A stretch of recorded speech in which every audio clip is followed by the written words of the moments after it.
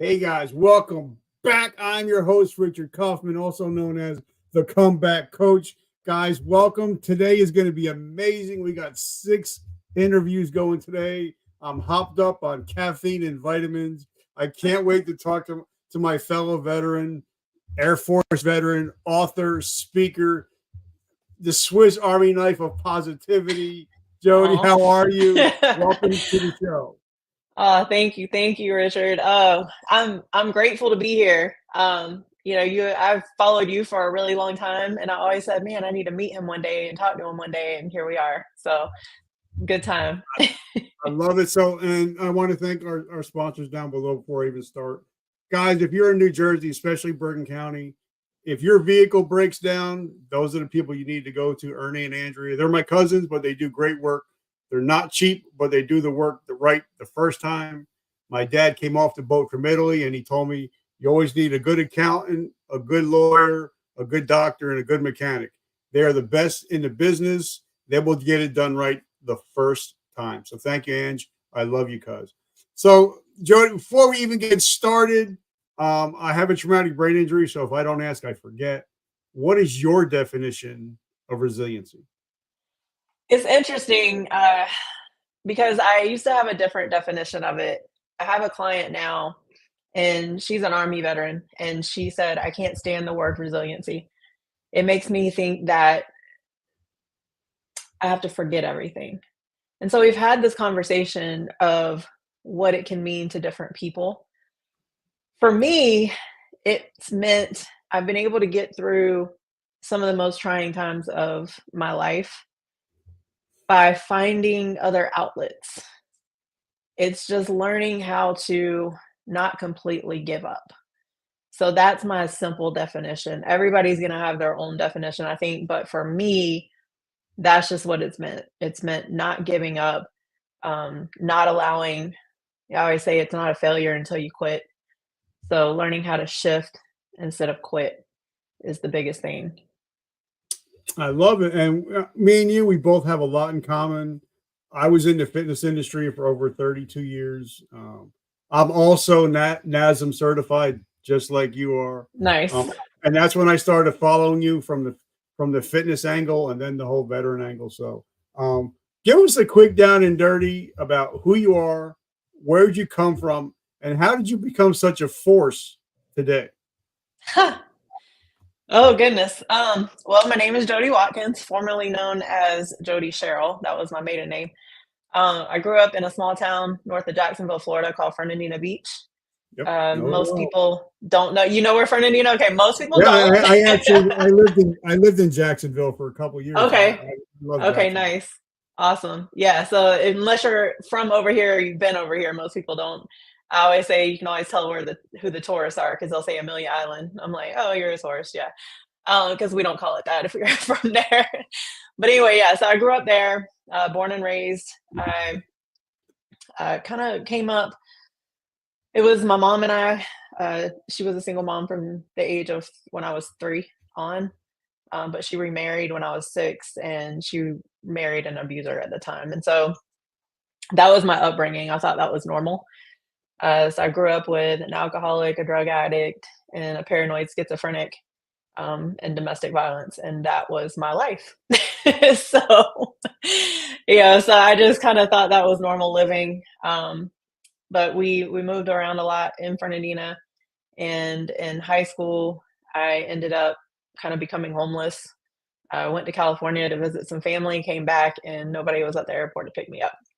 So that's how I started my junior year of high school, and kind of stayed with some people. I was gonna actually quit school, but I had someone that I was staying with. She said, "If you quit, you're moving out," and I was like, "Well, I can't move out. So are you gonna keep taking me to school then?" And they were like, "Yes." So I was like, "Okay." So I did. I played basketball, I ran track. My basketball coach, I still keep in contact with her today. She's here in Jacksonville. Um, that woman, I would say, saved my life back then because I could have definitely went the other route when it came to life, and probably not been in front of you. Um, so I'm grateful for her for that. But that was, that's my kind of upbringing in a nutshell. I graduated high school, went off to college. I moved down to Gainesville, Florida, went to college, played basketball for a little while. Learned debt the hard How, way.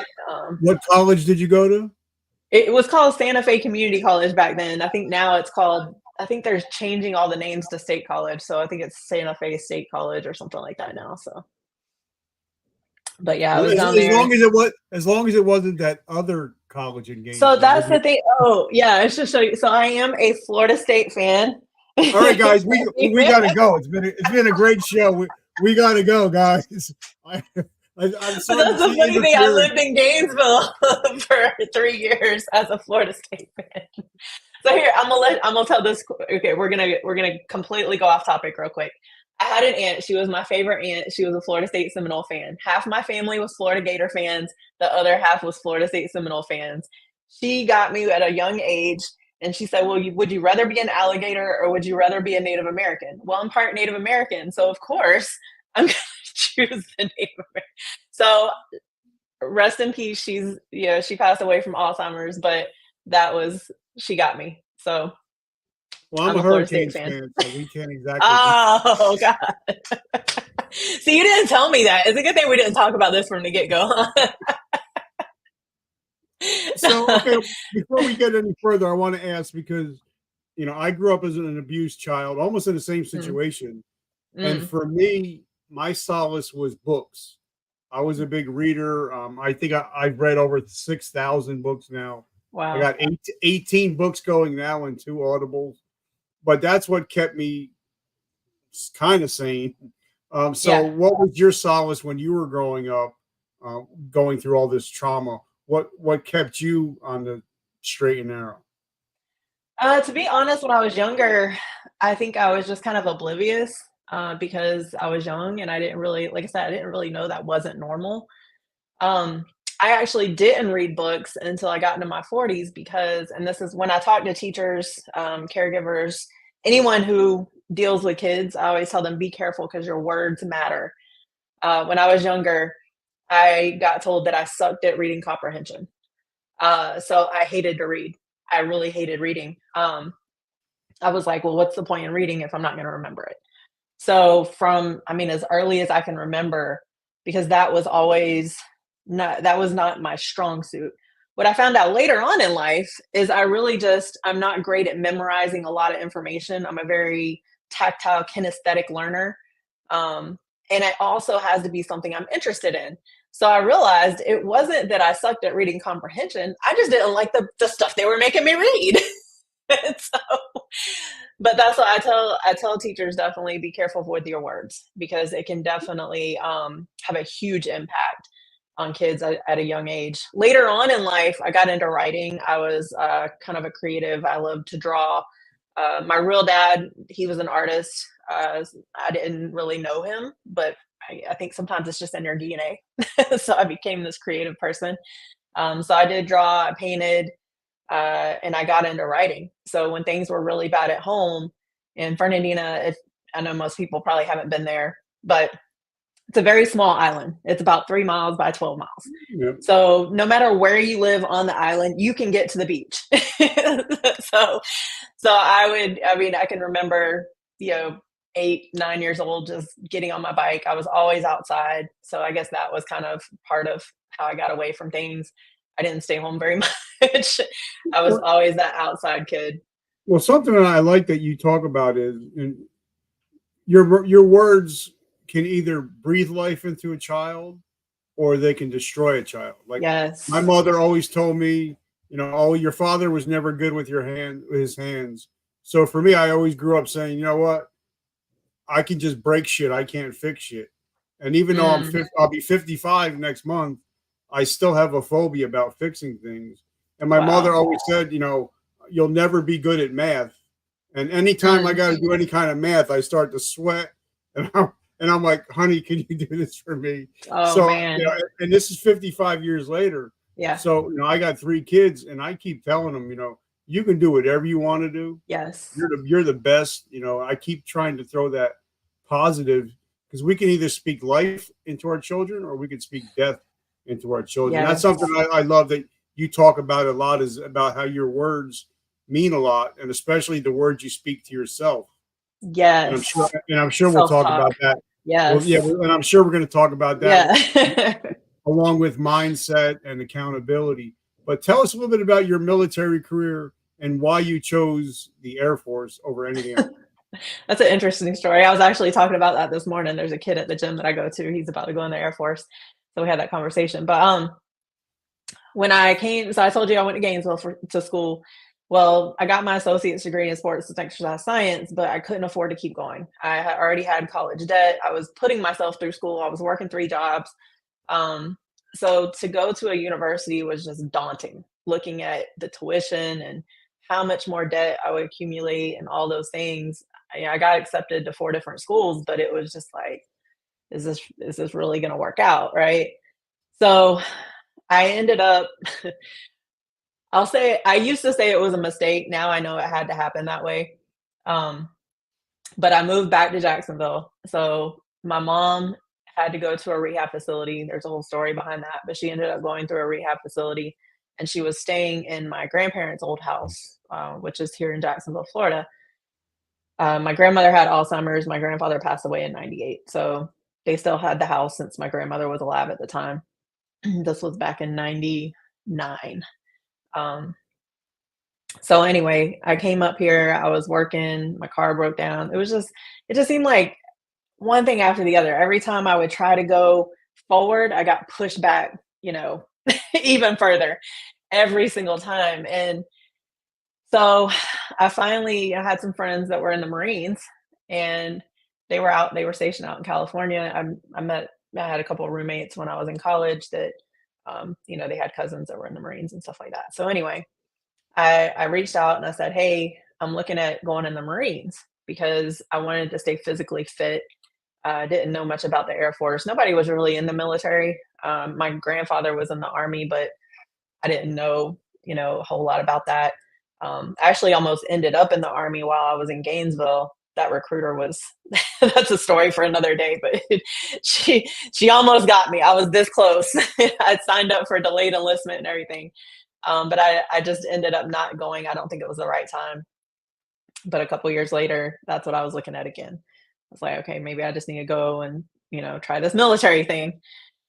So I was in between Marines and Air Force. Again, I didn't have anybody that was in the military. This is a Navy town, but I didn't know anybody in the Navy. So people are always like, why didn't you go in the Navy? Well, that's why. Right. So I was in between those two. Um, and my Marine friend said, don't go in the Marines, go in the Air Force. And I was like, well, why? Because I'm that type of person. I'm very inquisitive. I want to know why. And I guess back then, and I've had some Marine friends that have told me this, but back then they treated women just horribly.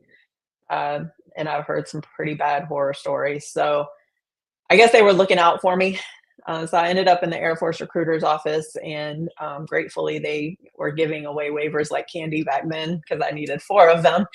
Well, we won't go into that backstory, but I needed 4 waivers to come in, and and the Air Force allowed me to come in. So on January 5th, 2000, I was in San Antonio, Texas, raising my right hand.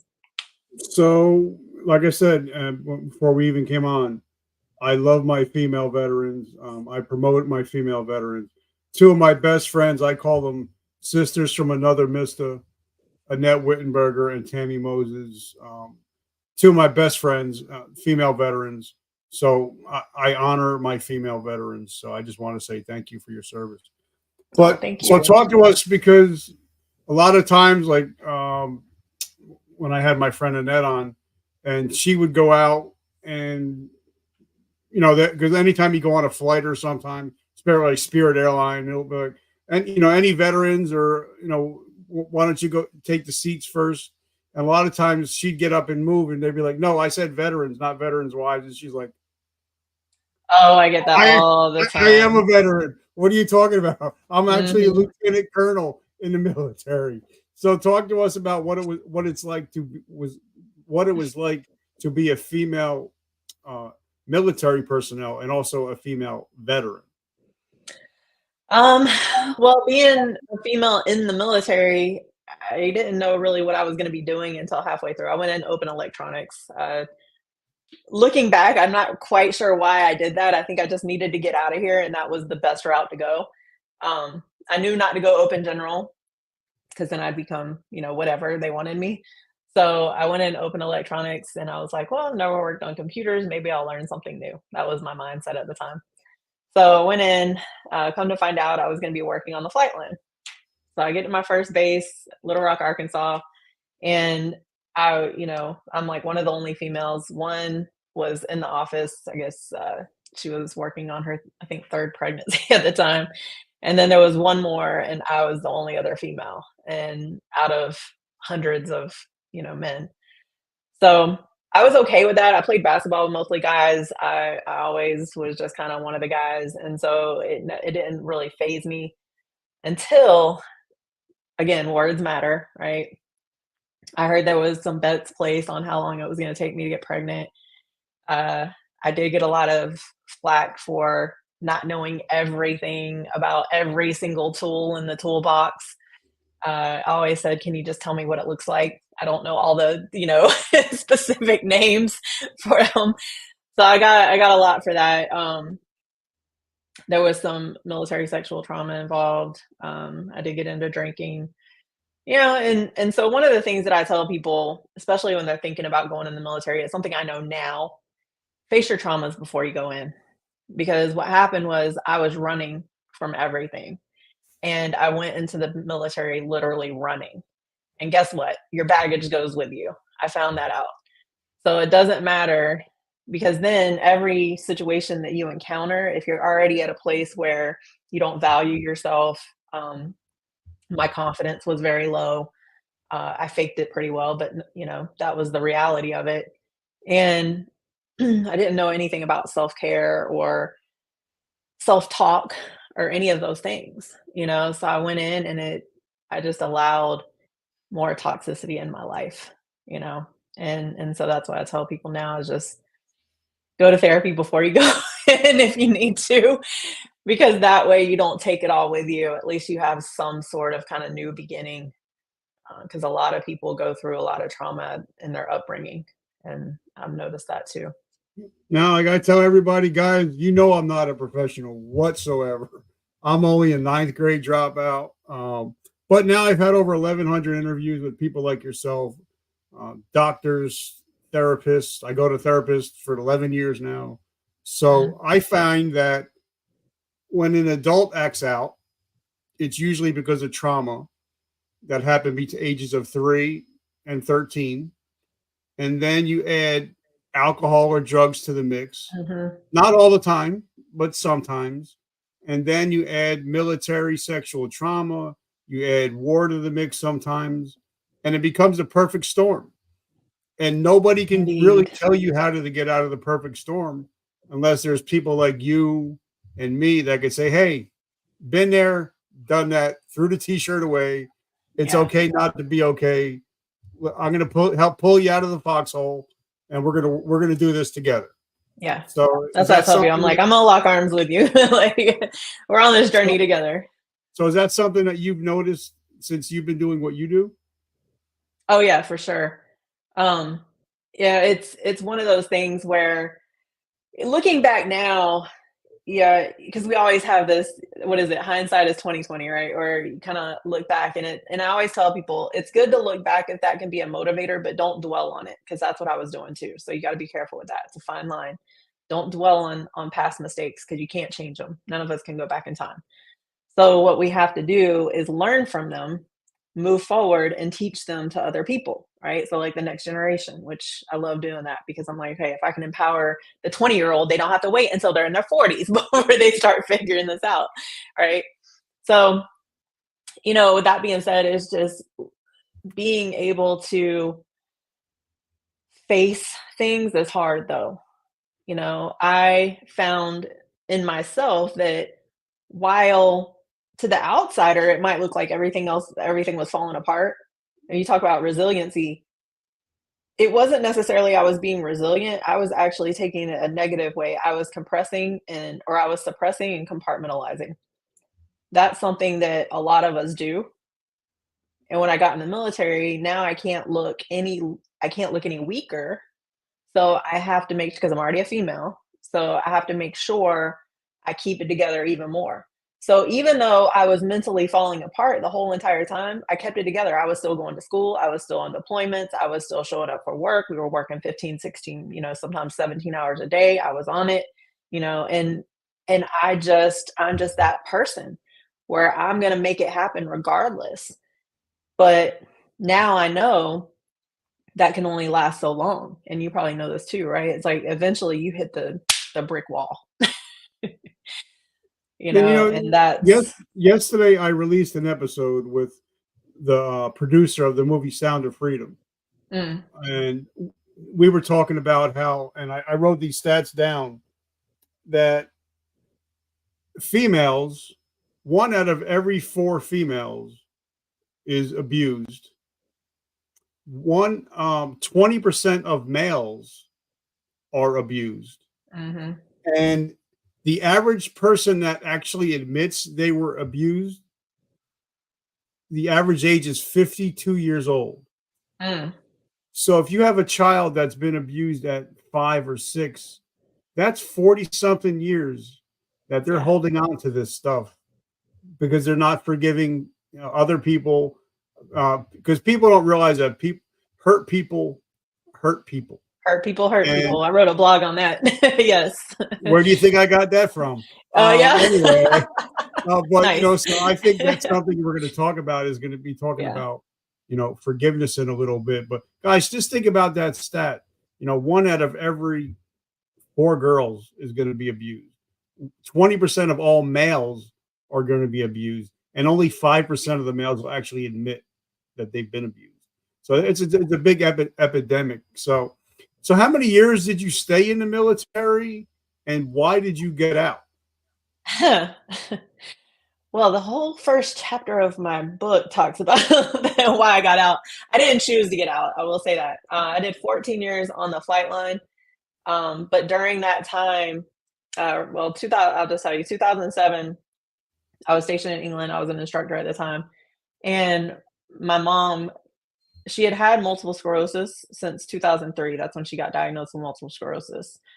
She had a lot of other health issues, but in 2007, she contracted HIV. So here I am in England, and I couldn't get her. I'd been trying to get her out in England. I'm an only child, so I was trying to get her out in England. The country wouldn't accept her because she had an existing disease, which was the multiple sclerosis.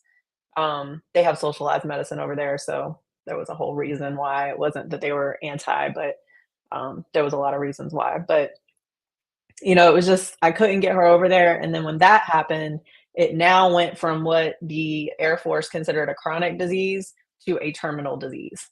Yeah. So her doctor here in Jacksonville that I had a good relationship with wrote the letter to the Air Force and got me back to the States. It was a very quick process. I was not expecting that. But then later on, I found out one of the girls that I played basketball with, she worked in personnel and she pushed the papers through a little bit faster. So here we were. We were moving. I just got married. My husband just got to England, and we were moving back to the States. So we went to Georgia. But I was her caregiver for a couple years, and as I was taking care of her, like I tell people now, I learned nutrition for brain health. I learned nutrition to help my mom get some off of some of her medications. It wasn't to achieve a look or any of that. It was I need to learn because the medications were making her sicker. They were making her suicidal. They said that she was bipolar, so they were giving her, depression meds and all those things, but the depression meds were actually making her suicidal. Mhm. So, which kind of is a common theme from what I've learned over the years. But anyway, that kind of kickstarted a passion for medical. I wanted to learn more. I was like, this, a lot of this stuff doesn't make sense. These people are taking advantage. They're getting taken advantage of by the pharmaceutical companies, by their doctors, because the doctors are getting paid by, prescribing meds, and none of it made sense to me. So I got very passionate about that. The Air Force had a way to get into the inter service physician assistant program. It was PA school through the military. And so I began taking classes towards that. So here I was on the flight line, kind of a caregiver driving. I was basically driving 4-hour round trips just about every day down to Jacksonville. And I was going to school. So again, it's just learning. You just keep going, right? It doesn't matter what's going on around you. So I was doing all that. I got accepted to the program. And But again, I hadn't healed. So my mom ended up passing away. I wasn't there for it. I didn't know a lot about the bacterial infection that, when you have HIV, your immune system is so compromised that anything can just take you out. Um, and I was also pregnant at the time, and I didn't come back to Jacksonville. So when you talked about, we'll discuss this more. I don't want to get too far ahead, but the moral injury part, I was blaming myself for not being there when my mom was sick. She was in a rehab facility. There was nurses all around her. But for some reason, even though I was the primary person to contact, I didn't know that she got sent to the ICU until she had been there for 2 days. I finally got a call from my uncle. It was a Sunday evening. He said, Jodi, you have to get down here as soon as possible. Your mom's been in ICU since Friday. Well, she had called me on Friday and told me that she didn't feel so good. But I didn't know at that time, I didn't know the symptoms to look for until I got in PA school. So when I was going through PA school, because I hadn't healed from that. So this is where I'm going to slow down a little bit because I don't want any of the listeners to get, you know, confused. This is where I want to kind of come back to the point of healing before we keep going. I did not face the things that were, I didn't face the shame and the guilt that I had from my mom passing away. So then I took that with me to PA school. When I went to PA school, as we're learning about going through HIV, we're learning about the bacterial infection. Now I know all these symptoms. I couldn't even stay in those classes some days. I had to leave out. Um, and it just became, I developed test anxiety. It was a lot of memorization. It was a fire hose of information. Like I said, I had teachers that told me I sucked at reading comprehension. So what did I do? I kept sucking at Mhm. reading comprehension, right? There's some tactics I know now for learning, but I didn't know those back then. So I ended up getting relieved from PA school and ended up back on the flight line towards the end of that year. So this was 2011. Um, I was deployed. I went to, and there was an NCO academy I had to go to, and then I had to deploy. And when I came back from that deployment, I was trying to go nursing school. I was really just trying to do anything medical at that time because I was just I wanted to learn more. And everything that I tried, it just seemed like nothing was working out. And I finally ended up in this meeting, and they were talking about going Palace Chase. So the Air Force had a program called Palace Chase, and you could go from active duty to either reserves or guard.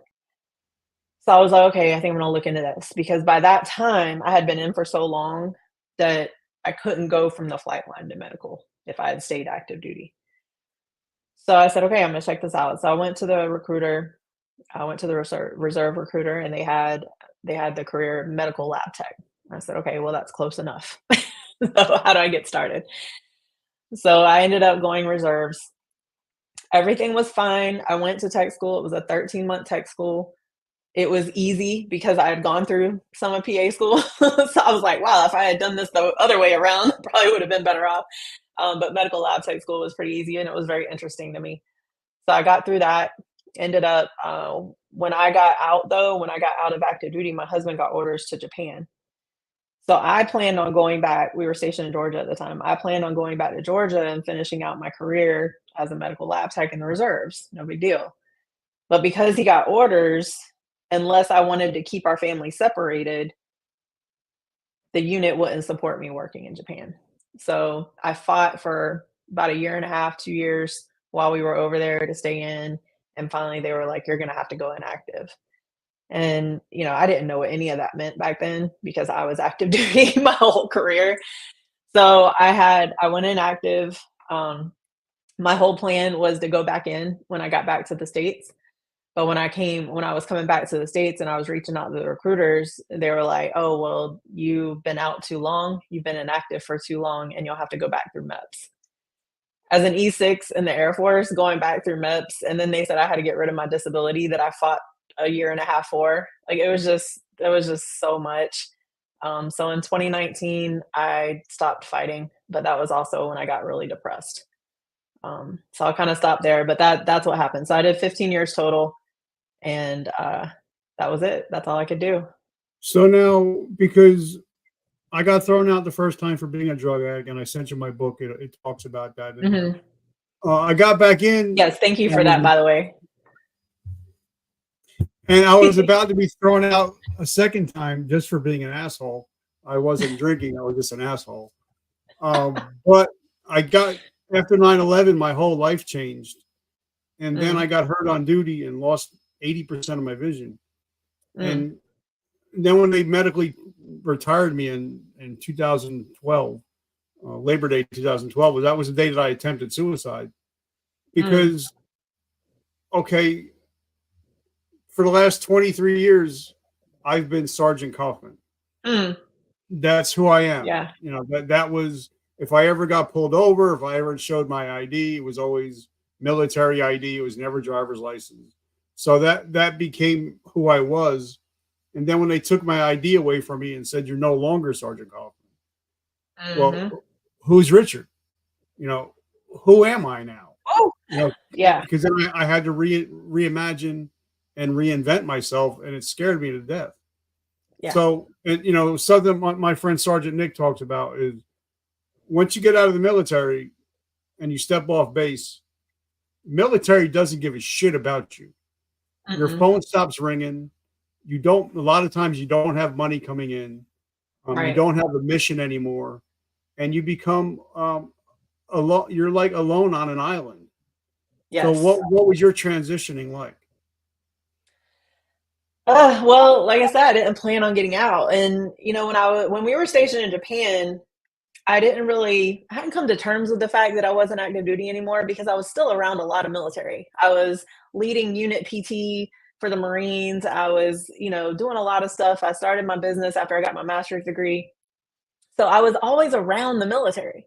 So it hadn't really hit me yet that, that I was actually probably, and I also didn't know I wasn't going to be able to come back in at that time. So the transition hit harder because it was after moving back to Jacksonville. So when we left Japan, my husband was going to New Mexico to finish out his career. And the only place I knew without moving our daughter all over the place was to come back to Jacksonville because I knew, okay, I know what side of Jacksonville to stay away from. I know, where the good schools are, things like that. So that was kind of my main motivator for coming back here. When I got back here, it was kind of okay, I can go back into personal training, no big deal. But I'd never been an employee as a personal trainer, so I didn't last very long doing that. Um, but when I like you said, I found out I was just a number, and I had this mission and this purpose in the military. I was mentoring people, like you said, like, yeah, I'm Sergeant Watkins now. Like, I go to work and we're on a mission. We're working together as a team. Um, and then I come back to Jacksonville and I was literally alone. I didn't know anybody here anymore. I had my daughter, but she was 9, right? Like, that can't be my person that I rely on for everything. And so it just really it hit hard. It really hit hard. Um, I was in our TMO stuff came one day. For anybody that isn't in the military, TMO is when you get like your big shipment in from when you go to different places. Um, Only military people understand TMO, it seems like. So I try to explain that a little bit. I had so many boxes. We had this little apartment and there was just boxes everywhere. And I was so overwhelmed. I didn't even know where to start. And I just sunk into this depression state. I would get my daughter out the door, she would go to school. Yeah, I'd make sure, of course, I'm doing the mom stuff. I'm still gonna, because that's what I know how to do. I know how to put on the mask and keep trucking, right? Like that's easy. Um, so I would do that and I would come back to the apartment and here I am coaching people on, you know, making sure you're up and exercising and doing all the great things. And I would go back to my apartment. And I'm telling you, I just sat on the couch some days and did absolutely nothing. And I'd never been like that before. I had never been like that before. And this was 2019. So I went back to what I normally did. One thing I had never done was go to a higher power. And so I there was one day I was in my apartment and I was I just really wanted to leave. I was like, I'm so done with living. But I had our daughter and I knew I couldn't leave her like that. So one day I was in my apartment and I just fell to my knees and I was just like, Lord, if you're there, this would be a really good time to come in. Like, I had absolutely nothing in me anymore. But out of that, I went back to what I did when I was a teenager, and I went back to writing.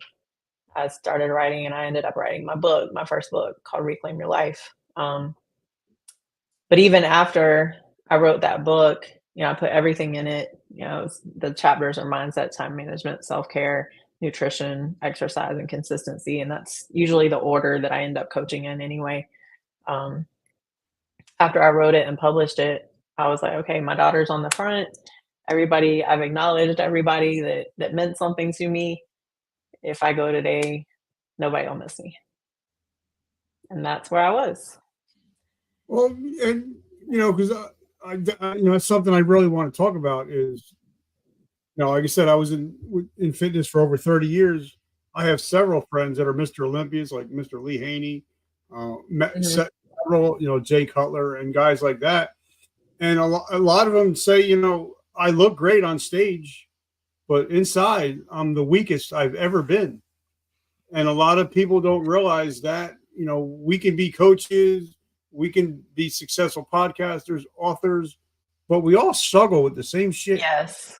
And I think that's what makes me and you different is I know that if I'm having a bad day, I'm going to put out on my social, hey guys, I'm struggling today. I'm Mhm. just like you. I struggle with the same Yeah. shit. So you're not alone, and we'll do this together. And I think Yeah. that makes it a lot easier for people to relate to me. People like yourself and I, is that people are like, hey, Rich and Jody, they struggle with the same shit I'm struggling with. Yes. So there's no judgment there Yeah. because we're all dealing with the same stuff. But me and you had to do a lot of self reflection. Hmm. We had to do because I'm not a big, I wasn't a big Grant Cardone guy. I couldn't Mm. stand him when I first That's found him. funny. But after I heard his story and found out That he was once a junkie and an addict, and now Mhm. he's addicted to success, I see where he's coming from. But in Yeah. his book, the one thing that I outlined and circled a couple times, he said that from this point on, from reading this book, whatever happens in your life, it's your fault. Whether the way it may not, it may be some way somebody treats you, but it's the Mhm. way you react. That's your fault. Yes. And once you Yeah. take responsibility for your life, either if you fail or if you succeed, it's all your fault. It's all an inside job. So talk Yeah. to us about you and about what some of the steps you took to reinvent and reimagine your life that day after hitting your knees. Mm. Um, One of the things that was the biggest impact on me was getting out. I had to force myself out of the house. I didn't wanna go, but I had to force myself out because here's what happens, and you know this, if we stay alone, we're gonna be alone, and what happens when we're alone? Those thoughts, they can scream even louder.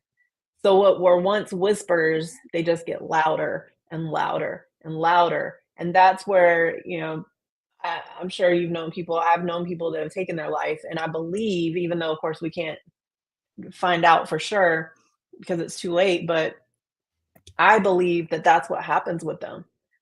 And that's what happened with me, where it was just getting louder and louder and louder. And I was just like, what do I do? And I went out. I got out of the house. There was a workshop happening that day. It was yeah, I didn't really know anybody here at the time, but I was like, I'm just gonna go check it out. And I did. And I got around people and the energy was better. And I didn't have that sitting inside alone in my apartment.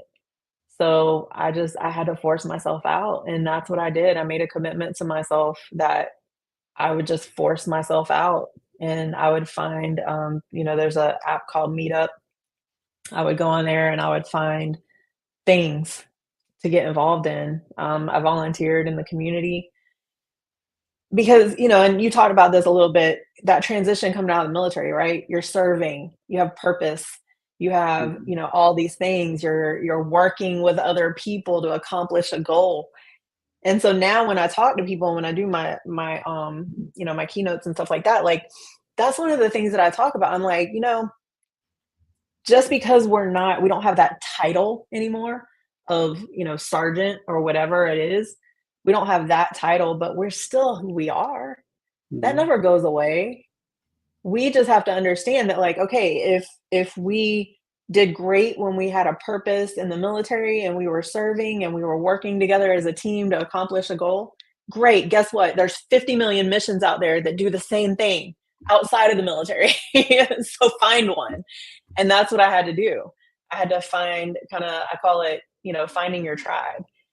And it's not going to happen the first time you go out. It took me a long time to really find the right people for me.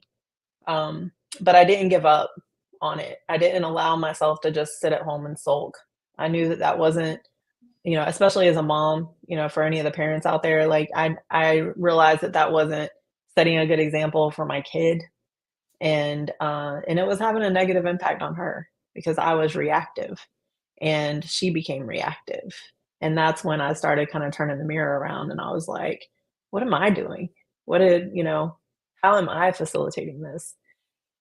And that was a hard step to take, but that's what I encourage people to do. It's, we have to turn that mirror around and kind of look at ourselves. But for people that are in that space, I just encourage them to get out and find a few people, because there's so many of us that suffer in silence. And when we, like you said, when it's those stories that matter, and when we start sharing our stories, we find out we're really not alone. We're really not.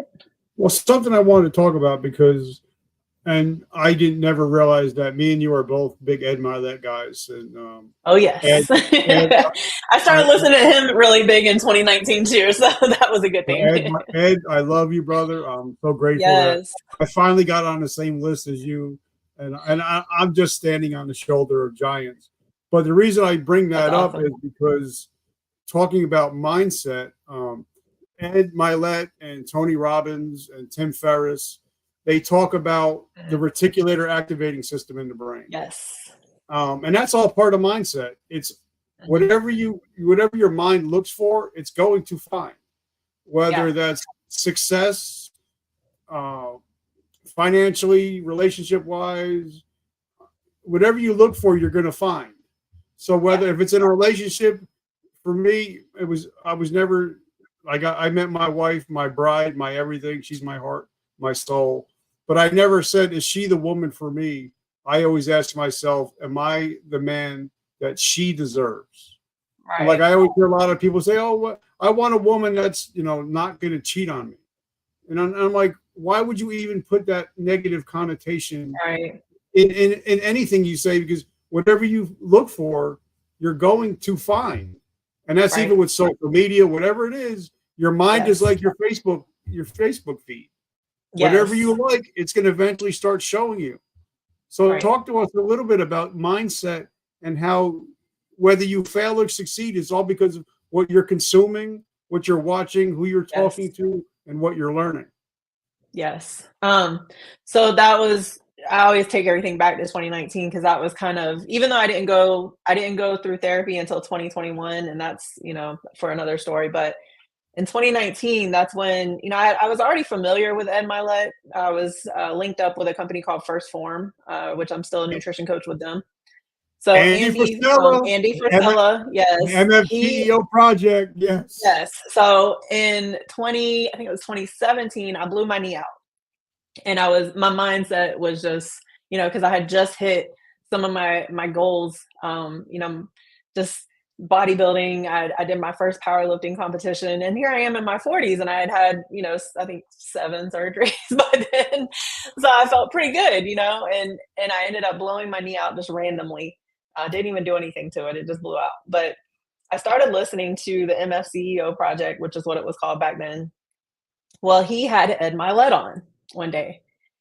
And that's when I started listening to Ed Milet, because I was like, wow, some of the stuff he's saying, like, I need to hear this, because I was starting my business at that time too. And so, I started listening to him. Well, in 2019 is when I kind of restarted listening to him again, consistently, I'll say.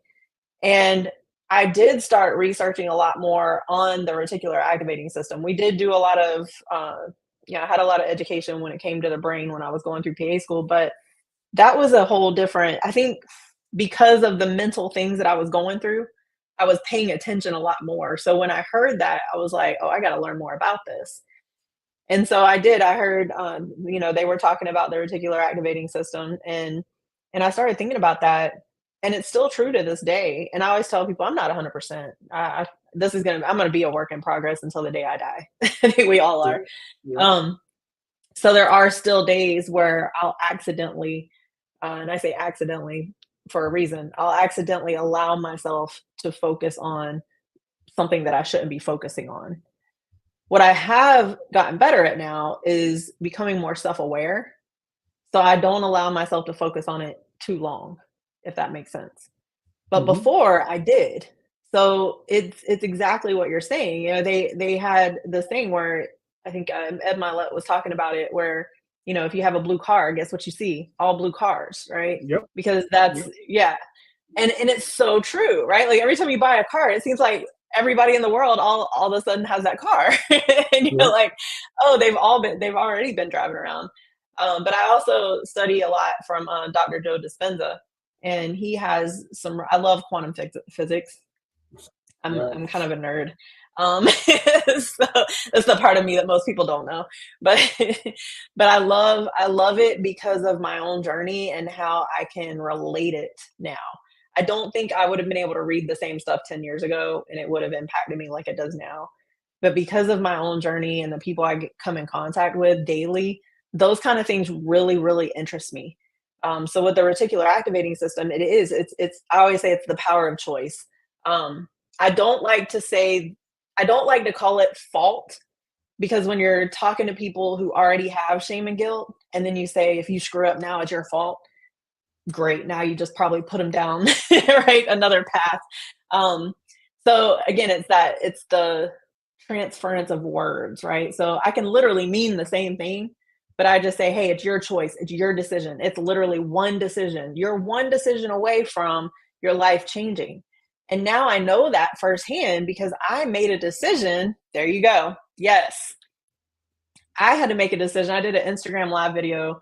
If anybody wants to go see it, it's Jodi Watkins Inspires on Instagram. I did a live video yesterday, and that was not scripted or anything like that, of course. But basically, I was just kind of talking about the journey of where I was versus where I am, and the things that are happening in my life now are based on a decision. I could have said no. I could have kept trying to figure it out on my own. But I had to become the person I want to work with. The person I want to work with is the person who's sick of trying to figure it out on their own. So I had to become that. And I made a decision. I met this woman, and I said, you know what? I'm gonna take a leap of faith, and I would like to work with you. She became my coach, she became my friend, she became now I call her my sister. Um, and then I have another business partner who is a retired Marine, and he's become my brother.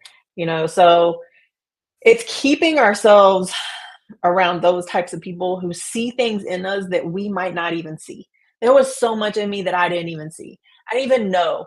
If you had told me 5 years ago I'd be able to speak in front of people, or I'd have a book or have courses or whatever, I would have probably laughed in your face. I didn't even like doing a Facebook Live, much less a podcast or anything else. So I I look at it now and I was like, the only thing that's different, between you and me and some of the other people out there is we made a decision. So your shirt, that's so true. It's that power of choice. We are one decision away from our lives being able to change for the better. But it's up Well, to see, us to make that decision. what happened was I was listening to Ed Milet, and then he talked about Think and Grow Rich. So That's yes.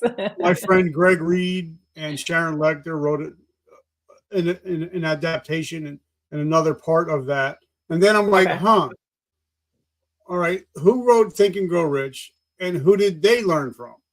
And they learned Yes. from Mr. Dale Carnegie. And so that was back in late 1800s, early 1900s. Right. But the brain hasn't really changed a lot.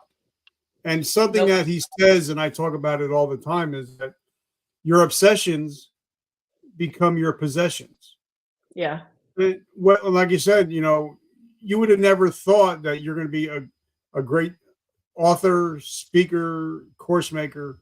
But now that your mindset is you're watching other people do it, you're Yeah. watching how they do it, you're watching what the successful people do. Now, all of a sudden, because they say that, if you're hanging out with 5 millionaires, you're the sixth. So a lot of it is who you hang out with, what you Yeah. listen to, what you watch. So talk about that a little bit, because there's a reason why turkeys don't fly with eagles. You know what I mean? So talk about that, about how you have to, sometimes you have to change your surroundings and change your circle. Because I tell everybody, I walk into a room, I want to be the dumbest guy in the room. Yes. Because I know what I know already. I Yeah. don't know what they know. So Exactly. I want to be, so talk about that as having to change your mindset. Sometimes you have to change your surroundings, what you watch, what you read, and what you listen to. For sure. Again, I'm gonna always go back to 2019 because that was, I'm telling you, that was like the year of everything. That's what kind of kickstarted everything for me. But my daughter mentioned one morning, you're talking about what you watch, right? So I'm gonna start there. My daughter mentioned one morning, because when we were in Japan, there wasn't a whole lot of we didn't see a lot of violence. They didn't, it just wasn't part of the culture. If there was violence, it was because an American got too drunk. Okay. So um, so when we got back, I would turn on the news to, just to see what the weather was, not to actually watch it. But my daughter, again, she was 9 at the time. She said, "Mom, they're always just talking about killing, and there's so many shootings, and there's this and there's that." And I was like, "Oh my God, I didn't even notice that." But she did. And so I literally stopped watching the news after that in the mornings. I was like, "Okay, I'm not gonna watch the news anymore because Mm-hmm. that's feeding her brain before she goes to school. I can't do that." So what we did was we kinda just changed some things. You talked about the book Think and Grow Rich. Well, my daughter actually was a reader. She loved to read. Of course, no one ever told her that she sucked at reading comprehension, so that was a good thing. I always fostered her to read. She had been reading since she was, 4. Um, and so I always loved that about her.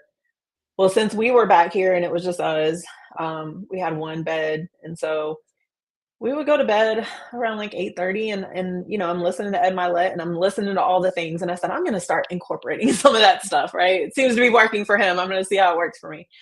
So he was talking about reading more and things like that. And so the first book that she and I started reading together at night was Think and Grow Rich. And we were reading that, and then I kind of just went through. There was another one called The Power of Habit, which I reference in my book by Charles Duhigg. Yes. And then I also read Rich Dad Poor Dad during that time. And so it's funny because now, especially when I talk to kids or whatever, because sometimes I'll go over to the schools and talk and I say there's 3 books I wish somebody had told me to read by the age of 15. And those are the 3 books.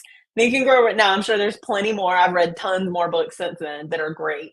But those 3 books had such an impact on me in my 40s that I was like, man, if somebody had put those in my hand at the age of 15, 16, maybe 17, when you actually start kind of caring about what you're going to do next in life, if somebody had put those in my hand at that age, and of course we can't go back. So I always make sure I say that more for myself to remind myself. But if you can put those in the hands of these kids, and if they're audio learners, let them I listen. would actually add one more book to that. I would make it a 4 horsemen, and it would be yes. Atomic Habits is one of the best. Yeah, James books. Clear. Yes, James that Clear, too. I hadn't read that one yet until later. I ended up somehow I came across the power of habit first. I don't know why. I don't know if maybe I heard him on one of Ed's shows or something. I'm not really sure. But for some reason, that was the book that came to my hand first. But So yes, later Atomic on, Habits, Atomic because Habits. Yes. 80% of what we do is habit. So if you Yes. change, even like James said, and I can't wait to have him come on the show. Because I always tell him, I go back and forth with him a lot, and I tell him how his book has changed my life. Even if you Yes. change 1% a day, it's not a big change, but if you change 1% a day, at the end of a year, you're totally different. You're a different person. That's it. So Yeah. your habits today are going to dictate your 5 years from now where you are. Yeah. Well, James Clear, if you're out there, I just want to let you know your book actually made me a better coach because I didn't know that I was doing this early on, but I was giving people too much to do at one time. And it was overwhelming. And now I didn't know, because for me, I'm just passionate about this and I just want to see people be able to do better in life. Um, but when it came to, I had passion with nutrition, and so I'd have people track their foods and things like that, and then they had their exercise programs that I was building, and I had an app that I still have it that I used, for building those things. And I didn't know this, but it was too much too soon. And so I wondered why some people didn't make it very long. And so after reading, that book, by James Clear, I was just like, or, reading Atomic Habits, I was just like, oh.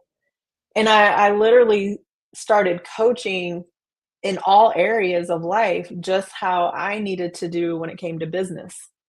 So in business, it's the same thing. Literally everything in our lives can be taken, we can achieve anything. But if we try to do too much too fast, it's just like, everybody's got their New Year's resolutions, right?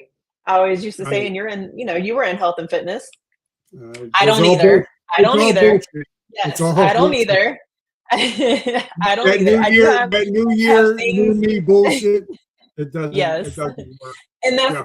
that's the thing. Here's what happens with people, and I didn't do this with people, but I've seen, and you've seen it, right? We all see it, where people, they go on strict diets and they go to the gym every single day and try to kill themselves, and then they only last like a couple of months, and to me, I'm like, wow, if you just start implementing better habits, and maybe, even with my clients, I'm trying to get them to track their foods down. I'm like, just track one day, just one day, track a meal, right? See how that goes. And that's become way more feasible for people. And when it comes to business, I realized that why I didn't do so well with a couple of the business coaches I had is because they were doing the same thing to me. They were literally, it was a fire hose of information, just like PA school was. It was just this fire hose of information, and I just had to figure it out, and it was just too much. And so it wasn't until I got connected with his name is Matthew Curran. He's the founder of Convene Communities, which I'm an administrator there now. Yeah, Matt. Yes. Matt's actually been on the show. I love Matt. Yes. Especially Matt is awesome. we get on the show, we just talk NASCAR all the time. So that's so funny. Yeah. Well, I will say he came to my life at the perfect time. It was after I published my book, but COVID was hitting, so book signings went away. And I told you I was kind of on the verge of not wanting to be here anyway. So that was just a slap in the face. So when I got connected with Matt, I say it was by chance, but now I know nothing's coincidence. It was through a woman that lives here in Jacksonville, Florida. And he just became the first coach that saw me. He heard me, he saw my heart. He wanted to help me genuinely. And so I stuck around with him. And when you talk about our circle, before we get any further, I just want to say, Tom Dorney, I love yes, you. Tom. Lisa, Tom is awesome. He's funny. Lisa's who brought me to Matt. Yeah, there you go. Okay, so Lisa, everybody. Give them love and say I love you guys, and you guys are my heart. So, but I want to talk about. You got to get your podcast over there, then everybody. Yeah. But so that was. Go in ahead. physical, in physical and also in business, like James talks about, is you have to win quick, get a quick win, and then learn to stack your wins. And that's Yes. why I just launched a podcast course last week, and I have a couple of people that I'm coaching, and I'm like, this is going to take 12 weeks.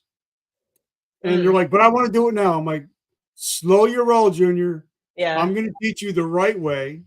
This way you stay successful, because the average podcast only lasts 13 episodes. So if you follow my blueprint and do the things the right way and build it the right way, you're going to be successful. But I also have them getting small wins quick and then start Nice. compounding the wins. Because it's kind of like you see these people, they're working out, they're like, man, I worked out for 6 weeks and I haven't lost the pound. But you're like, but Right. muscle weighs more than fat. But they don't see that. They're looking at the scale and they're going to quit because they're not seeing any measurable progress.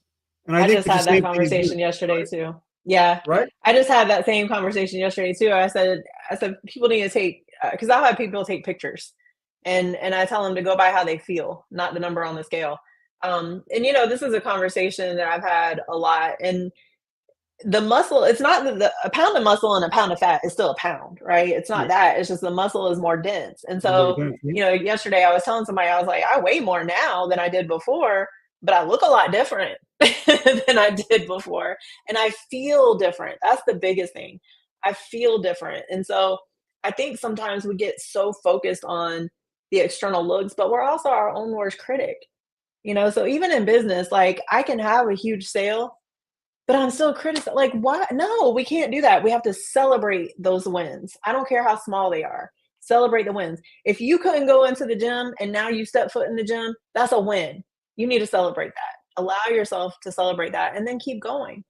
Um, it's just one of those things. Yeah, I have been doing a lot. We were talking about convene a little bit, and Matt, like the reason I'm so good in that platform now is because I stuck around.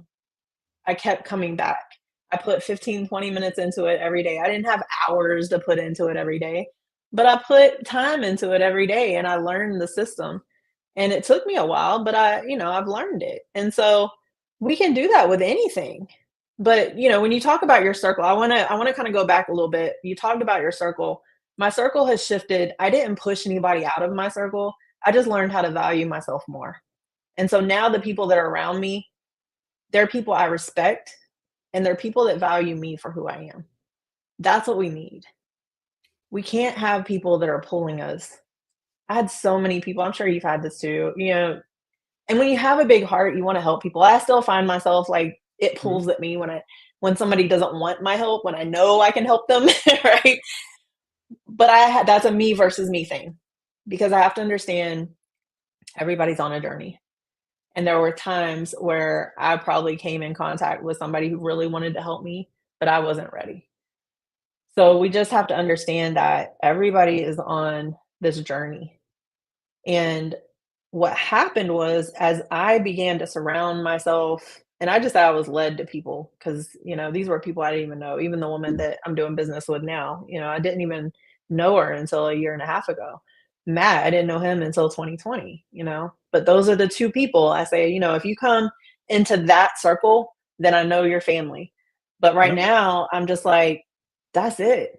I can't. What I used to do is I tried to be everywhere for everybody. And I have this I bought these. This is my anti people pleaser button now.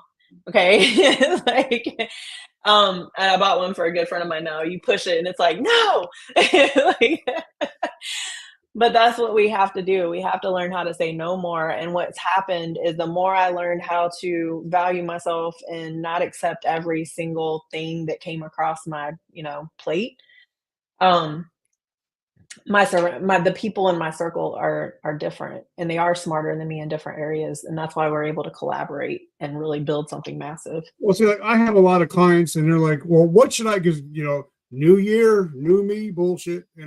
Like, what should I focus on for 2024?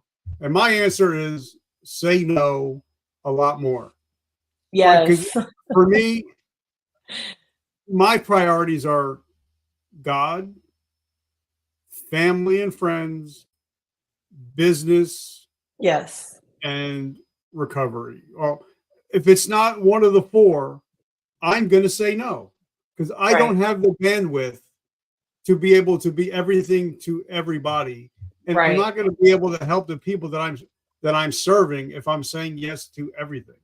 And I think Exactly. that's something I think it's called weapons of mass distraction. That we're so Hmm. distracted. Yes. We're so distracted with everything from the phones to the TVs to this and all that. That saying no and planning out your day to be successful. Like I plan it if I'm gonna go out and I'm gonna stay home and play video games, I'm gonna plan it out. I'm actually gonna put it in my Yeah. planner.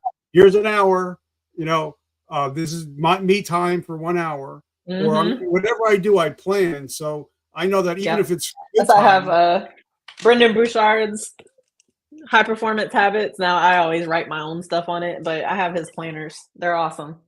yep, and You're I welcome, use John Brendan. Lee Dumas's planners. So that's for me, it works. So guys, make sure Yeah, you're planning out your day because if you yeah, don't rule your time is going to rule you and you're not going to be successful. definitely. And you have to, I mean, plan with flexibility. That's one of the things that I teach on in my course talks about this too. Understand that life is going to happen. You Mhm. can have your day planned to the fullest, but especially if you got kids, we know this as parents, like something can happen, right?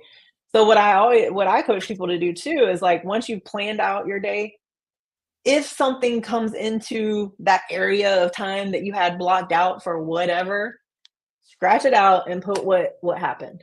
Yep. That way, at the end of the day, when you're reflecting on the day, you don't feel like defeated, because there's a lot of I coach a lot of women, and one of the women that I coach, she said, I always feel defeated at the end of the day. And so that's what I had her start doing. I said, just start, if something comes up with your kid, if, whatever that looks like, scratch it out, write that in, but don't stop trying to plan.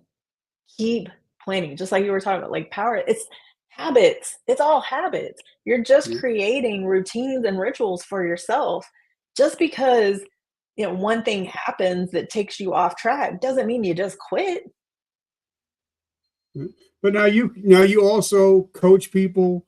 And by the way, I bought your book when it first came out. Okay, I've read it 3 times, and I'm actually in the Oh, process of writing it.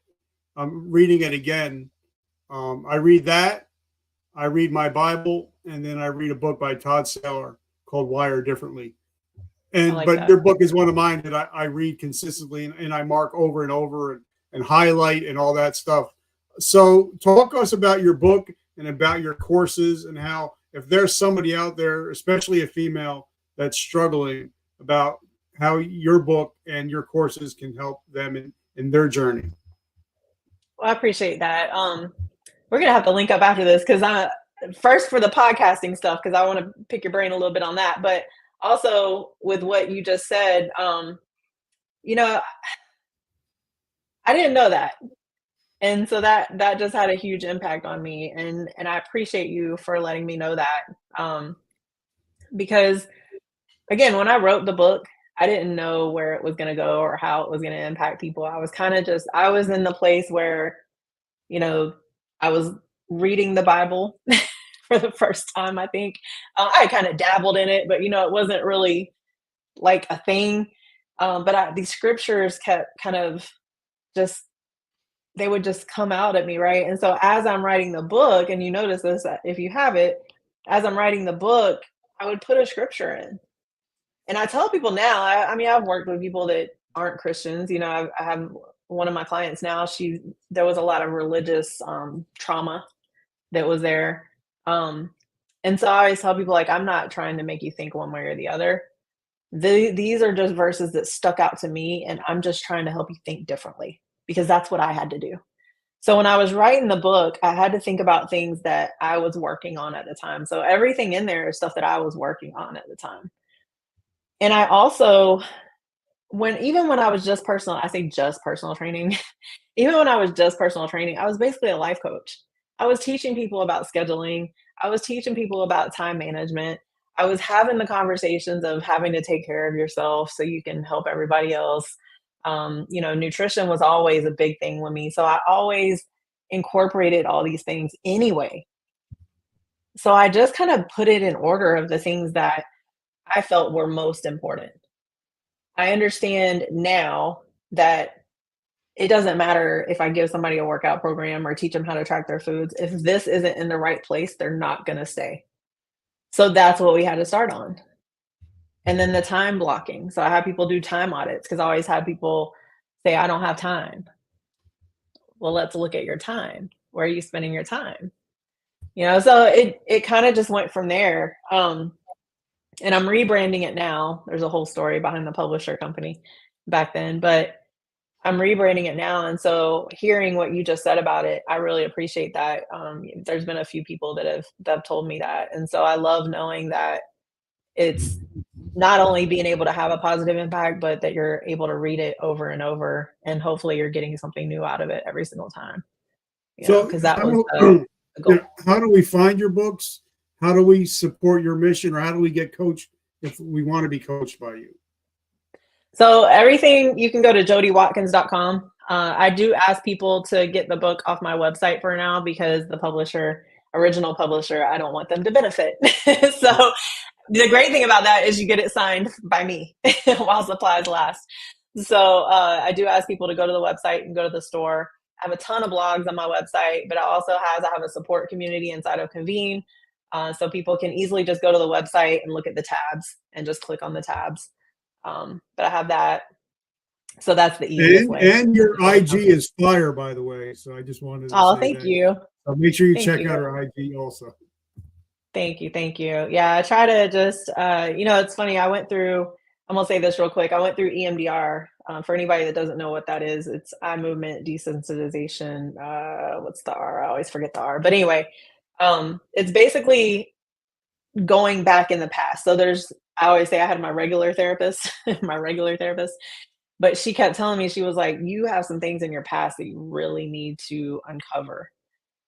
And I wasn't ready for that. It took me a really long time, but I went through that. And as I was going through that, I started understanding that like the way I was acting was based on all the past experiences. So what that allowed me to do was begin to kind of tap into that. It took me about a year to go through it. And I still had a lot of struggle because a lot of emotions were coming out and I didn't do well with emotions. I learned how to not feel at an early age. And so I didn't do so well with that. So I still had kind of I think a suicidal ideation after that. But after that, I was like, you know what? I refuse to allow myself to get here ever again. But I shared that. I always say social media is like the highlight reel. And I just didn't want to be that. I didn't want to be the highlight reel. I wanted people to understand that, like, hey, I struggle too. Because what I used to hate was people would be like, oh, I want to look like you. I want to do this. I want to do that. Oh, that's awesome. And I'm falling apart on the inside. I'm like, no, you don't want to be like me, actually. So I had to start sharing. And now I started realizing, I was like, wow, you were talking about, Tony Robbins' story impacting you, or I'm sorry, Grant Cardone, you were talking about his backstory impacted you more. Mhm. And my Let's Bag story impacted me more. And I started realizing, I was like, Andy Frisella saying all these people have a story. We all have a story. And I started realizing, I was like, okay, well, if all of these people's story inspires me in some way, shape, or form, maybe it's time I start sharing mine. So as I was coming out of all the therapy and stuff like that, because I started healing, I was able to share things better. I was able to kind of, share a little bit more. And I would get messages, a lot of private messages, but I would get people, I had one lady, I'll never forget, she reached out to me and she was just like, I really appreciate you sharing that. I was on the verge of committing suicide today. And I'm just like, holy, right? So I try to keep sharing even what I shared yesterday on my Instagram. Like, like I said, I don't have a script. Sometimes I'm just kind of word vomiting while I'm driving, but it's all these thoughts. And I always say, I don't know how many people this is gonna help, but I just hope it helps one, at least one. There's somebody out there that needs to hear what I'm talking about right now. And that's what my hope is every single time I speak, whether it's doing, I have the courses, I have the support community, I do a lot of free stuff too, and I have my YouTube channel and stuff like that. So everything that I do, whether it's the podcast or those things, everything is to share stories. So that way there's somebody out there who needs to hear it, and it can help that person shift from wherever they are in life at that moment to where they need to be. And I You think know that what? should be, that's our new purpose. That, we talk about we didn't have our purpose coming out of the military. Well, now we do. That's our purpose. And you're definitely helping a lot of people. You're a world changer. So I'm so grateful that we finally got to hang out. I And guys, know. if you ever get a chance, check out Convene Communities. Check out Tom Definitely. Dorney, Matthew Curran, Lisa Hearing. Great people, Yep. awesome people. If it wasn't for Lisa, I wouldn't be living the lifestyle that I am today. So Lisa, I love you and your husband. Aw. You're totally awesome. So guys, like my t-shirt says, today I decide. Now I'm a big Joel Yes. Osteen guy, and I love what he talks about. You can either be a victim or you could be the victor. And if you're Yes. watching this show, you're a victor and you're no longer playing the victim game. So I Right. love you guys. Thank you so much. My new course just dropped last Monday, How to Start a Purposeful, Powerful, Profitable Podcast. It just dropped and people are loving it. So if you want to start a podcast that can get over 1 million downloads and do better than I do, let me know and I'll get you that information. I'm But gonna have to Jodi, get that information from you because I got to relaunch mine here pretty soon. So I might have to I'll pick your help you brain on whatever that one. I'll help you whatever I can help you. But Awesome. make sure you check out her website. Make sure you go to her Instagram.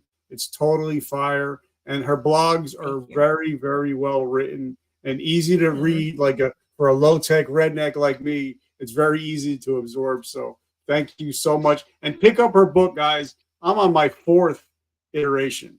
So make sure you pick Mm. up her book. It's not just a book, but it's also a teaching book and it's also a motivational book. So Lisa, thank you Thank so you. much for everything.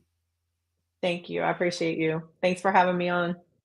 It was my pleasure. And guys, remember, vertical momentum, the only way to go is up. I love you Level guys. up. Have an amazing day. I'll see you in 1 hour. Have a great week.